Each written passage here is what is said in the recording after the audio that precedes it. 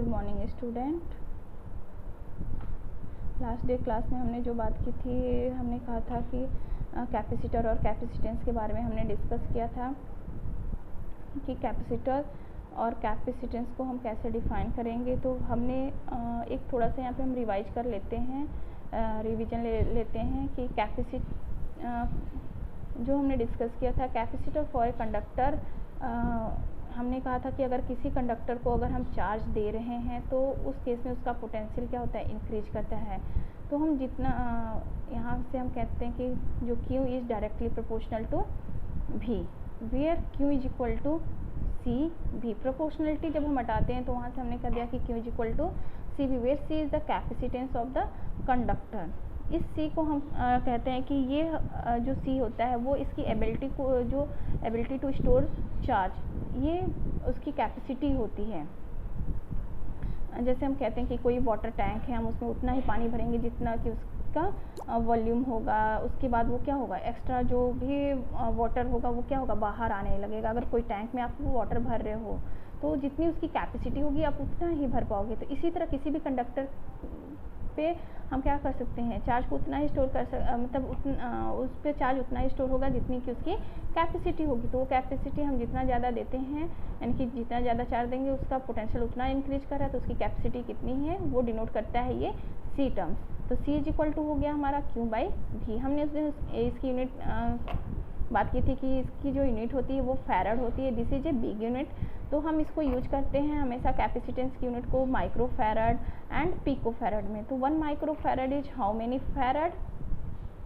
तो 1 micro farad की बात करते हैं तो this will be equal to 10⁻⁻⁶ farad. And 1 pico farad की हमने बात की थी कि 1 पिको फैरड होती है 10⁻⁻12 farad. This is the smaller unit of the capacitance. उस दिन हमने बात की थी कि capacitance for a spherical conductor कितना होता है।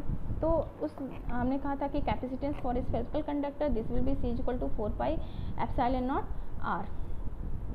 किसी मीडियम में अगर वो स्फेरिकल कंडक्टर रखा है तो उसके लिए हमने कहा था कि जो कैपेसिटेंस होता है वो होता है 4πε0R, where epsilon is the permittivity in this medium. और आपको पता है कि जो रिलेटिव स्ट्रेंथ होता है यानी कि relative permittivity this will be equal to ये होता है आपका ε/ε0। उसके बाद हमने कहा था कि अगर किसी भी जो कैपेसिटर होता है कैपेसिटेंस वो डिपेंड करता है, किसी भी कंडक्टर का कैपेसिटेंस डिपेंड करता है, कुछ फैक्टर्स होते हैं कि वो उसके कैपेसिटेंस इंक्रीज करने के लिए हमको उसके साइज और शेप को इंक्रीज करना पड़ेगा, यानी कि साइज और शेप पे डिपेंड करता है। दूसरा उसके सराउंडिंग मीडियम पे डिपेंड करता है। तीसरा कह सकते हैं कि अगर कोई कंडक्टर रखा था उसके अगर आसपास कोई कंडक्टर रखा हुआ है तो उसकी वजह से उसका कैपेसिटेंस पे इफ़ेक्ट पड़ता है। तो अगर हमको ज़्यादा कैपेसिटेंस की ज़रूरत है टू स्टोर मोर चार्ज तो हमें क्या करना पड़ेगा, उसके शेप और साइज को बड़ा करना पड़ेगा। फॉर एन इलेक्ट्रिकल सर्किट अगर हमको कैपेसिटेंस यूज करना है तो बहुत बड़े कैपेसिटर या कैपेसिटेंस को हम वहाँ पे क्या कर सकते हैं, अगर हमको एक इलेक्ट्रिक डिवाइस बनानी है तो वहाँ पे हम यूज नहीं कर सकते। उसके लिए हमने क्या काम किया कि दूसरा रास्ता हम अपनाते हैं कि अगर दो कंडक्टर हम अगर पेयर में ले लें अपोजिट चार्ज का और उस दोनों को एक दूसरे उस पर हम चार्ज को क्या करें, स्टोर करें, तो वहाँ पे हम देख सकते हैं कि जो ये डिफाइन करते हैं इसको हम कहते हैं कि this will be called capacitor, या कैपेसिटर को ही हम एक नेम देते हैं कंडेंसर। तो उसके लिए हमारा कैपेसिटेंस कितना होता है, तो लास्ट डे हमने देखा था कि उसके लिए जो हमने कैपेसिटेंस कहा था कि अगर हम किसी भी दो पेयर ऑफ कंडक्टर ले रहे हैं, हमने कह लिया कि इस पे अपोजिट चार्ज है, सपोज इस पे पॉजिटिव चार्ज और इस पे हमने नेगेटिव चार्ज, उस दिन हमने लास्ट डे बात भी की थी। तो जो हमारा कैपेसिटेंस होता है इस केस में कैपेसिटेंस फॉर ए कंडक्टर के वजह से जो कैपेसिटेंस होगा, सपोज यहाँ पे जो कैपेसिटेंस हो रहा है वो C' is greater than C। हमने नॉर्मल कंडक्टर से जो हमने कंपेयर किया था तो यहाँ पे हमारा कैपेसिटेंस हमने कह दिया कि अगर इस पर Q चार्ज है तो यहाँ पे भी हमने कह लिया Q/V। What is the dimensional formula for this capacitance. उस दिन हमने कहा था कि the dimensional formula C is equal to Q/V पे हमने रख के निकाला था। Q क्या होता है, तो Q इज इक्वल टू हमने डिफाइन किया, आप चाहो तो यहाँ से आप एक बार देख भी सकते हो कि ये IT होता है और V इज इक्वल टू जो होता है हमारा work done per unit charge. तो यहाँ से हम W/Q, I का जो डायमेंशनल फार्मूला होता है वो होता है A, और टाइम पीरियड का जो होता है वो T, और वर्क डन के लिए हम क्या कह सकते हैं, this will be equal to होता है जो डायमेंशनल फार्मूला ML2 T-2, और चार्ज का AT। तो दिस विल बी चार्ज के लिए हमने यहाँ से कह लिया कि ये जो होगा हमारा M, जब हम इसको फाइंड आउट करेंगे तो ये हो जाएगा M-1 L-2, यहाँ से 1T यहाँ पे, तो ये हमारा जब सारे ऊपर जाएंगे तो ये हो जाएगा T⁴, और यहाँ से एक A और ये A2। तो जो dimensional formula for the capacitance होता है this will B M-1 L-2 और T⁴ A2। तो ये हमारा डायमेंशनल फार्मूला हो गया। अब ये हमने लास्ट डे हमने इस बात की थी, इसके बाद हमने एक और टॉपिक को डिस्कस किया था लास्ट डे कि what will be the capacitance for a parallel plate capacitor.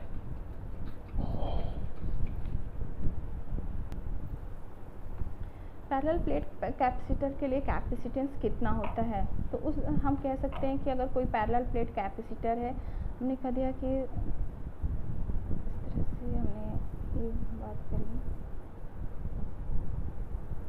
तो हम कह सकते हैं कि इसके इस इंटीरियर पे हमने कह दिया यहाँ पे पॉजिटिव चार्ज, अगर इसको हमने किसी एक बैटरी से कनेक्ट कर दिया और इसके जो इस पे है निगेटिव चार्ज इंड्यूस्ड होगा इस सरफेस पे साइड, तो हमने कहा था कि इसके बीच में इस इलेक्ट्रिक फील्ड कितना होगा।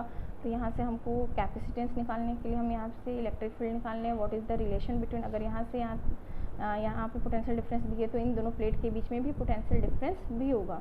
उस दिन हमने कुछ हम एज्यूम कर लेते हैं कि जो इस प्लेट का सरफेस एरिया है और इस प्लेट का सरफेस एरिया A है, इस पे जो सरफेस चार्ज डेंसिटी है दैट विल बी सिग्मा। यहाँ पे भी हमने बात की थी कि सिग्मा, तो sigma is equal to surface charge density. हमको पता है कि अगर इस पे Q चार्ज है पॉजिटिव Q और इस प्लेट पे निगेटिव Q चार्ज है, तो surface charge density for that will be charge per unit area, surface area. जो पोटेंशियल होता है वो हो जाता है इलेक्ट्रिक फील्ड और पोटेंशियल में, अगर d is the separation between the two plates then and is the electric field जो होगा वो इधर से इधर पॉजिटिव टू निगेटिव, तो यहाँ से हम कह सकते हैं V is equal to E/D। अब ये इलेक्ट्रिक फील्ड हमारा कितना होगा, तो आउटसाइड द रीजन यानी कि इस प्लेट के और इस प्लेट के electric field will be equal to 0। अगर यहाँ पे हम कहते हैं कि ये इसके इंटीरियर पे है तो there is the mutual interaction, यहाँ पे हम कह सकते हैं कि यहाँ पे कोई चार्ज नहीं है, यहाँ पे नहीं है, तो इस केस में हम कहेंगे कि यहाँ पे जो हमारा outside the both plates the electric field will B 0। Inside कितना होगा, तो अकॉर्डिंग टू गॉस लॉ भी आप इसको प्रूव कर सकते हो, और यहाँ से हम इसको इस तरह से अगर हम एनसीईआरटी को फॉलो करें तो जो है गॉसियन सरफेस से भी आप यहाँ पे क्या कर सकते हो, एक सरफेस लेके और यहाँ पे एक सिलेंड्रिकल सरफेस लेके आप क्या कर सकते हो, यहाँ से प्रूफ कर सकते हो। और यहाँ से अगर हम कहें तो for this formula electric field क्या होगा, sigma is the surface charge density, तो ये हमारा हो जाएगा। अगर दोनों के लिए निकालें तो हम कह सकते हैं कि this will be plus 2 epsilon naught, तो then this will be equal to sigma upon epsilon naught. अब पोटेंशियल डिफरेंस क्या होगा, V is equal to E/D। Then potential difference ये हमारा हो जाएगा sigma upon epsilon naught into D। ये where sigma is equal to Q/A epsilon naught into D। अब हमें पता है कि जो C इज इक्वल टू होता है वो होता है हमारा Q/V। तो यहाँ से अगर हम V की वैल्यू पोटेंशियल डिफरेंस की वैल्यू रख दें तो ये हमारा जो वैल्यू आ जाता है एप्सिलॉन नॉट बाई D। आप यहाँ से देख सकते हो कि अगर हम Q की वैल्यू रख रहे हैं Q अपॉन ये हो जाएगा Q upon epsilon naught into D। This will be cancel out and this gives the terms this. तो capacitance for a capacitor this will be equal to for a parallel plate capacitor this will be equal to C is equal to epsilon naught by D। तो हमारा जो capacitance होता है वो charge पे depend नहीं कर रहा है, यहाँ पे हमने वो किस फैक्टर पे डिपेंड कर रहा है, वो जो हमारा कैपेसिटर का प्लेट है उसकी सरफेस एरिया पे, और वो what is the separation between the two plates and epsilon not that is the permittivity free space. अब यहाँ पे बात आती है कि अगर हम इसके अंदर कोई मीडियम प्लेस कर दें तो इस कैपेसिटर के जो प्लेट्स हैं उसके अंदर अगर हम कोई मीडियम प्लेस कर दें तब उसके कैपेसिटेंस पे क्या इफ़ेक्ट आएगा। तो इसके लिए हम कुछ टर्म्स आते हैं, पहले हम उसको डिस्कस कर लें। अगर हम कभी कभी पैरेलल प्लेट्स के अंदर अगर हम कोई कंडक्टिंग मटेरियल रख रहे हैं मीडियम, तब क्या उसके कैपेसिटेंस पे इफेक्ट आ रहा है। अगर कोई non conducting material that is the dielectric अगर हम रख रहे हैं तब उस पर क्या इफ़ेक्ट पड़ता है। तो इस केस में सबसे पहले हम डिस्कस कर लें कि what is the value of how to define dielectric.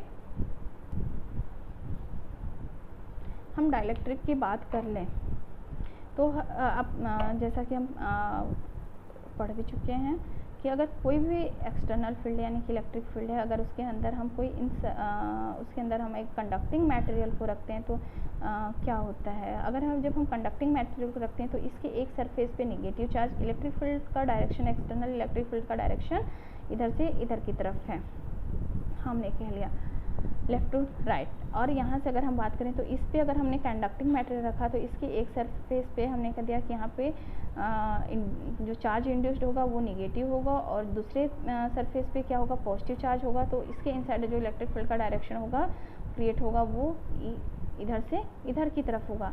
जो एक्सटर्नल इलेक्ट्रिक फील्ड था वो उसका डायरेक्शन इधर से इधर की तरफ था।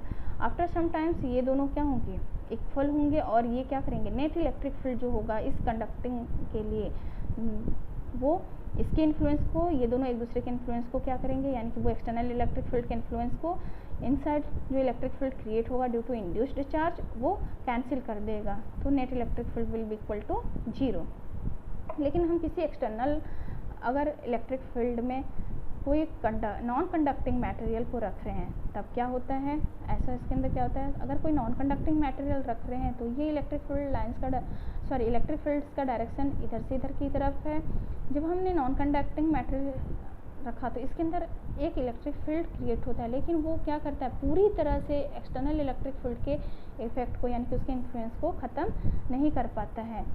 कुछ ना कुछ हमारा एक्सटर्नल इलेक्ट्रिक फील्ड का इन्फ्लुएंस शेष रह जाता है। यानी कि अगर वो इलेक्ट्रिक फील्ड इतना उसमें क्या हो रहा है, उसके अंदर हो रहा है, तो वो क्या करेगा, इतने ही पार्ट को हम अपने समझने के लिए कह सकते हैं कि इतने पार्ट को क्या करेगा, कैंसिल करेगा, बाकी का इतना पार्ट उसका क्या होगा, बचा रहेगा जाएगा। तो यहाँ पे net electric field will not be equal to 0।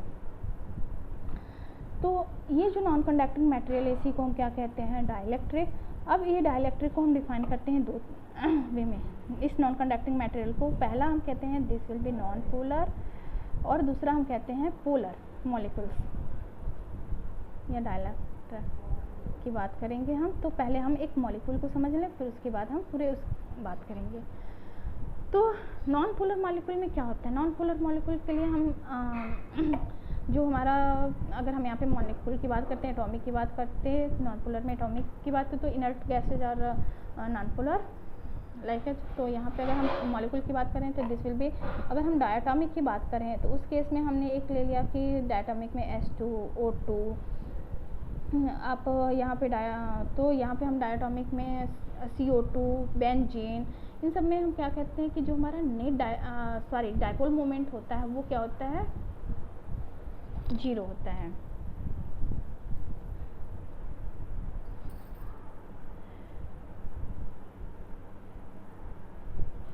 तो डायपोल मोमेंट 0 होता है क्योंकि यहाँ पे हम कहते हैं कि जो हमारा दोनों, अगर H2 है तो दोनों का इन्फ्लुएंस एक ही, तब एक का इन्फ्लुएंस अगर इधर है तो दूसरे का जो दोनों की प्रॉपर्टी होगी H और H की वो क्या होगी, सेम होगी। उस केस में हम कह सकते हैं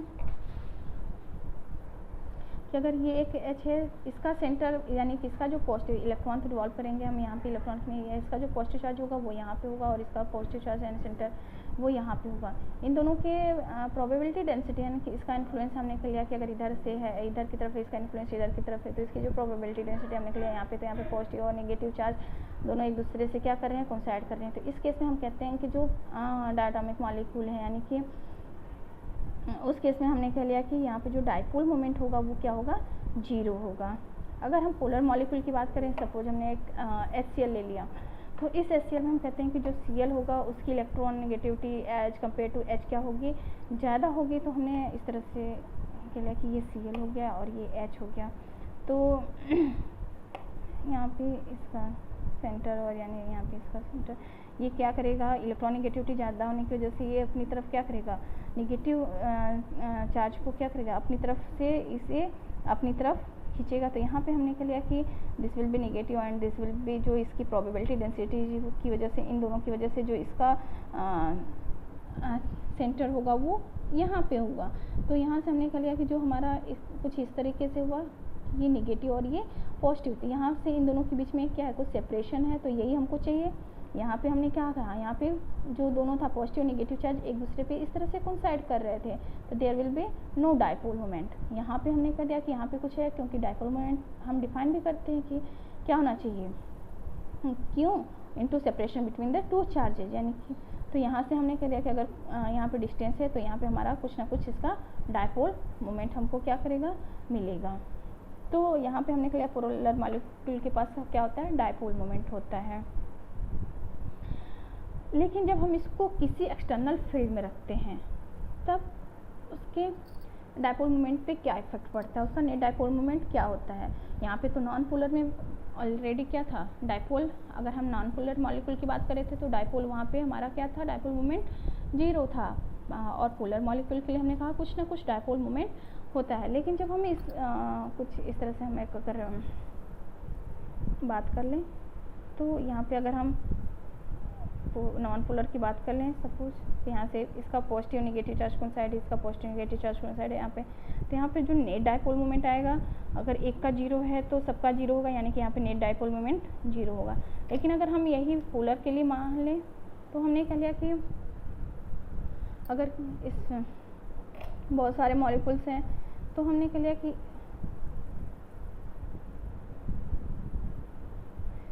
ठीक है, इस तरह से हमने कह लिया कि इसका पॉजिटिव नेगेटिव यहाँ पे है, इसका नेगेटिव पॉजिटिव यहाँ पे, पॉजिटिव नेगेटिव ऐसे, पॉजिटिव नेगेटिव यहाँ पे ऐसे है, कुछ ऐसे है।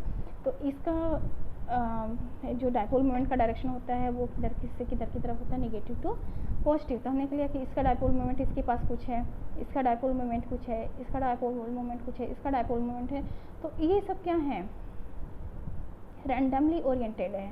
तो इसकी वजह से जो नेट डाइपोल मोमेंट आएगा इस केस में वो क्या हो जाएगा, फॉर ए पोलर के लिए वो क्या हो जाएगा, वो हमारा नेट डाइपोल मोमेंट 0 हो जाएगा, रैंडमली ओरिएंटेड, तब यहाँ पे 0 हो जाएगा। अगर हम इसे किसी एक्सटर्नल फील्ड में रख दें, इलेक्ट्रिक फील्ड में, पोलर और नॉन पोलर को, तब ये क्या इफेक्ट होगा। जब हम किसी पोलर को अगर किसी इलेक्ट्रिक फील्ड में, एक्सटर्नल इलेक्ट्रिक फील्ड में रख रहे हैं, तो हमने सपोज कर लिया कि एक्सटर्नल इलेक्ट्रिक फील्ड का डायरेक्शन इधर से इधर की तरफ है, हमने बना लिया इसको, ठीक है। जब हम इसको एक्सटर्नल इलेक्ट्रिक फील्ड में रखेंगे, तो ये जो इसका पॉजिटिव और नेगेटिव चार्ज कोइंसाइड था, ये इलेक्ट्रिक फील्ड क्या करेगा, पॉजिटिव चार्ज को अपनी तरफ पुश करेगा और यहाँ पे और अपनी तरफ पुश करेगा, यानी कि वो कुछ इस तरह से हो जाएगा। जहाँ पे डाइपोल नहीं था तो ये नेगेटिव चार्ज को अपनी तरफ ये खींचेगा, पुल करेगा, और पॉजिटिव को अपनी तरफ ये पुश करेगा। तो यहाँ से हमने कह लिया कि इनके बीच में क्या हो गया, नेगेटिव और पॉजिटिव चार्ज के बीच में कुछ ना कुछ ये इस तरह से। तो यहाँ पे हमने कह लिया कि हमको यहाँ पे डाइपोल मोमेंट क्या हुआ, इसका जब ये यहाँ पे डाइपोल मिलेगा, यहाँ पे डाइपोल मिलेगा, यहाँ पे डाइपोल मोमेंट। इसी तरह से यहाँ पे तो इस पोलर के केस में क्या होगा, ये अगर एक्सटर्नल फील्ड में रखेंगे तो ये हम कहते हैं कि जब आप इलेक्ट्रिक फील्ड की बात की हो कि अगर जब किसी इलेक्ट्रिक फील्ड में हम जब किसी डाइपोल को रख रहे थे, तो जब डाइपोल को रखने पे क्या होता था, उस पर एक टार्क एक्ट करता था। अगर हम उस पे बात करें तो वो टार्क डाइपोल मोमेंट का डायरेक्शन इधर से, तो वो टार्क क्या करता था, उसको ओरिएंट करता था। तो जब हम किसी एक्सटर्नल फील्ड में इस डाइपोल को रख रहे हैं तो वो क्या करेगा, ओरिएंटेड करेगा। तो जब ये ओरिएंटेशन होगा तो ये क्या करेगा, इलेक्ट्रिक फील्ड यहाँ पे भी इस तरह के से ये एक पर्टिकुलर डायरेक्शन में क्या होंगे, अलाइन होंगे। तो यहाँ से इसमें तो यहाँ से हमने कह दिया कि यहाँ पे डाइपोल मोमेंट हमें प्राप्त हुआ। ठीक है, यहाँ से हम जितना ज़्यादा इलेक्ट्रिक फील्ड को सपोज कर लें कि अगर हम एक दो इलेक्ट्रिक फील्ड ले रहे हैं, एक E1 है और एक हमारा E2 है, तो E2 जो है वो इज़ ग्रेटर देन E1, तो जितना ज़्यादा हम एक्सटर्नल फील्ड यानी इलेक्ट्रिक फील्ड को इंक्रीज करेंगे, जो डाइपोल इन दोनों के बीच का सेपरेशन होगा वो क्या करेगा, चार्ज तो सेम रहेगा बट इन दोनों के बीच का अगर E1 पे इतना है तो E2 पे क्या होगा, ये सेपरेशन हमारा इंक्रीज करेगा, उसकी वजह से हमारा डाइपोल क्या होगा, डाइपोल मोमेंट इंक्रीज करेगा इन बोथ केसेस।